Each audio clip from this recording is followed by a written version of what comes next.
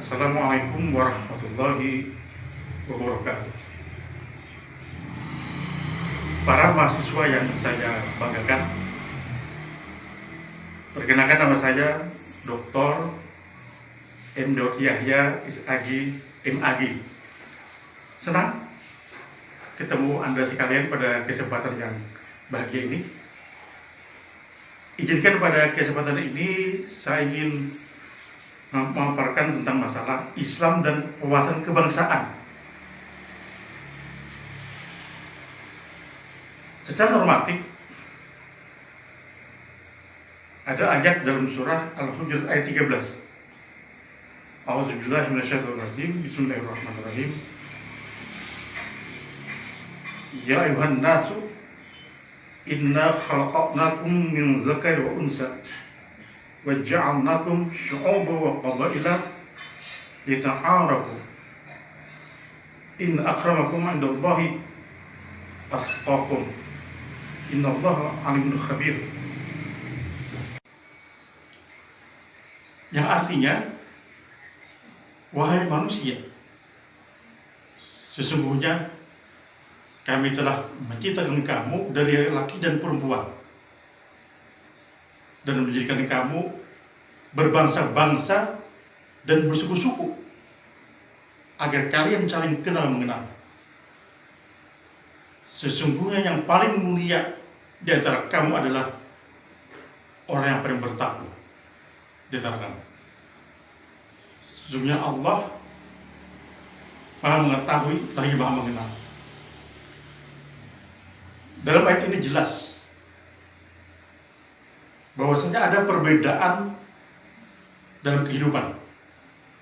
Ada min dzakar wa unsa, ada laki-laki, ada perempuan. Ada syu'uba wa qabaila, ada berbangsa-bangsa, bersuku-suku. Nah, jadi perbedaan ini merupakan sunatullah yang tidak bisa dibantah. Menentang perbedaan, menentang sunatullah. Lalu kenapa berbeda? Yang pertama, lita'arafu, supaya kamu saling kenal mengenal,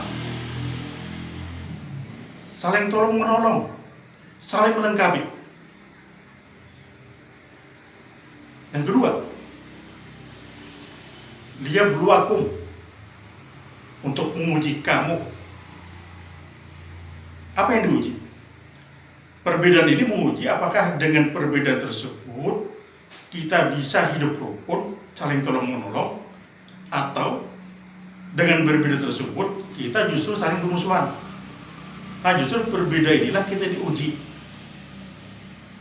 Terus yang ketiga, fastabiqul khairat, berlomba-lombalah kamu dalam berbuat kebaikan. Berbeda supaya kita saling berlomba dalam berbuat kebaikan.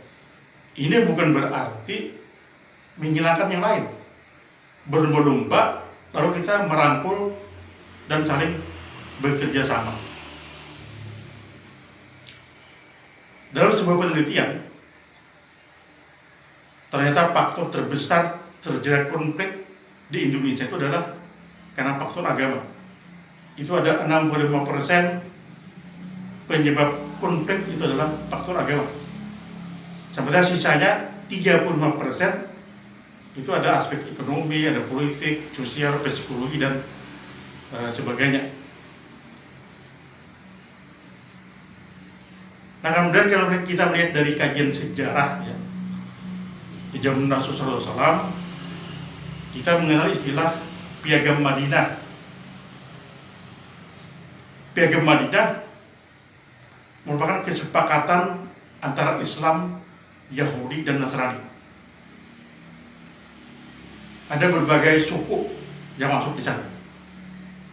Disebut dengan ummatan wahidatan, umat yang satu. Kata Madinah itu artinya adalah tamadun. Tamadun itu artinya adalah berperadaban, berbudaya.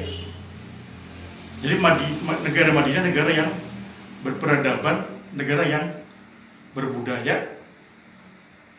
Karena dulu mereka tinggal di sana menetap, ya, tidak pindah kemana-mana. Tapi orang yang beradab, orang yang berakhlak. Itu negara Madinah. Dan patut dicatat bahwasanya para kalangan pengamat, ya, tidak hanya dari kalangan Islam, tapi justru juga dari kalangan Barat, bahwasanya Piagam Madinah itu merupakan piagam pertama dalam sejarah manusia. Jadi piagam kesepakatan pertama di dunia adalah Piagam Madinah, itu diakui. Ini hebatnya Rasulullah SAW. Nah, jadi kesepakatan itu dibentuk di zaman Rasulullah SAW, disebut dengan negara Madinah, negara tamadun, yang berkeadaban, yang berbudaya.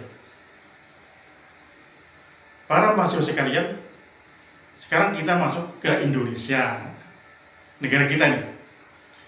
Indonesia negara yang besar, ya, bangsa yang besar, pulaunya ribuan, agamanya banyak, sukunya banyak, bahasanya banyak.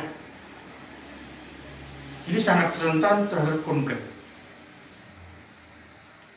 Kita lihat sejarah bagaimana pada saat pembentukan negara Indonesia itu ada kompromi, ya, setelah terjadi perdebatan yang alot antara kalangan nasionalisme dengan kalangan Islamisme, terjadi perdebatan, perbincangan yang banyak, sehingga melahirkan negara kompromi dengan ideologi Pancasila. Nah, negara Pancasila disebut dengan istilah religious nation state, nasionalisme tauhid. Jadi kita negara bangsa yang bukan sekuler, ya, bukan negara bangsa sekedar hanya persatuan antar berbagai kalangan yang beragam, tidak sekedar itu. Tapi di sana ada aspek yang mewadahi ketuhanan yang Maha Esa, ya, maka disebut dengan religious nation state, negara bangsa yang religius. Jadi bukan negara sekuler, tapi juga bukan didasarkan kepada agama tertentu.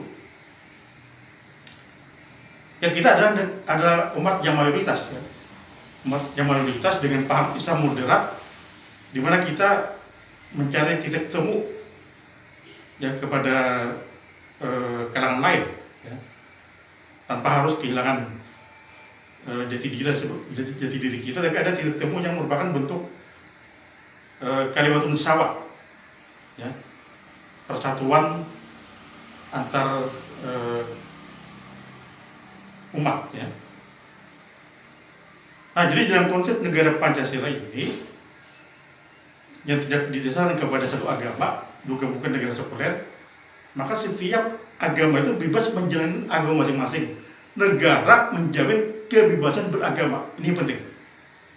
Jadi negara menjamin kebebasan beragama terhadap semua agama.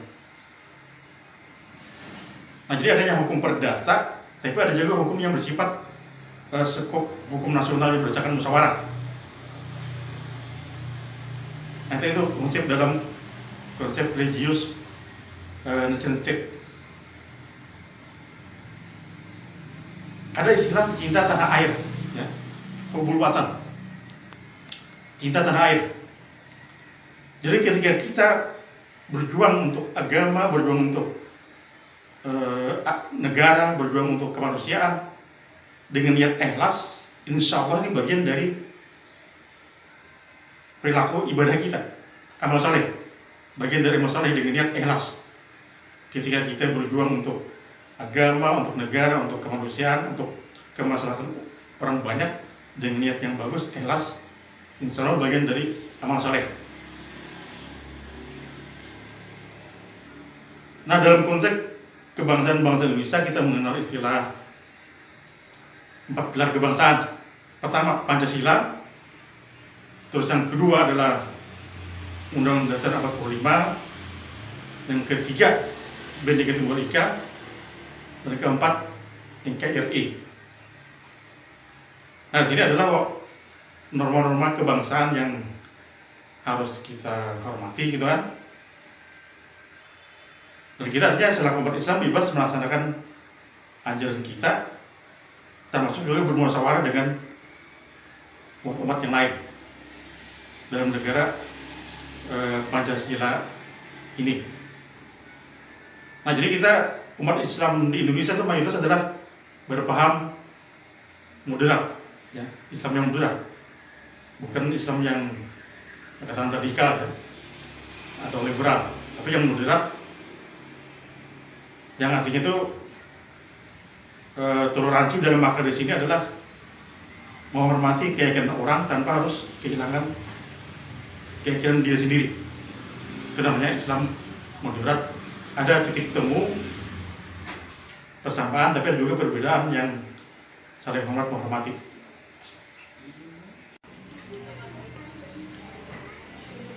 Ya, jadi kita sebagai seorang Islam, kita punya peran sebagai Abdullah, hamba Allah, punya peran sebagai Khalifatullah, ya, Khalifah Allah.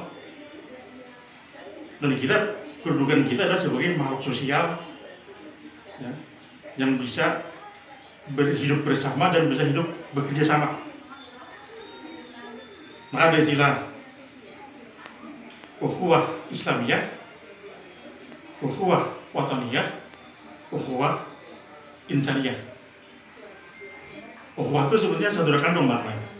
Jadi ada persaudaraan Islam, persaudaraan kebangsaan, dan persaudaraan kemanusiaan. Nah, jadi kita mudah-mudahan bisa hidup damai, rukun, berkemajuan, sejahtera, lahir batin, bahagia lahir batin, ya, tidak saling berkelahi, tapi kita damai, sejahtera, lahir batin, maju, dan bahagia dunia akhirat. Saya kira itu yang bisa saya sampaikan. Mohon maaf kalau ada kekurangan, dan terima kasih atas segala perhatian. Ya, wahai mahasiswa, setelahnya kita diskusi, ya. Terima kasih. Wassalamualaikum warahmatullahi wabarakatuh.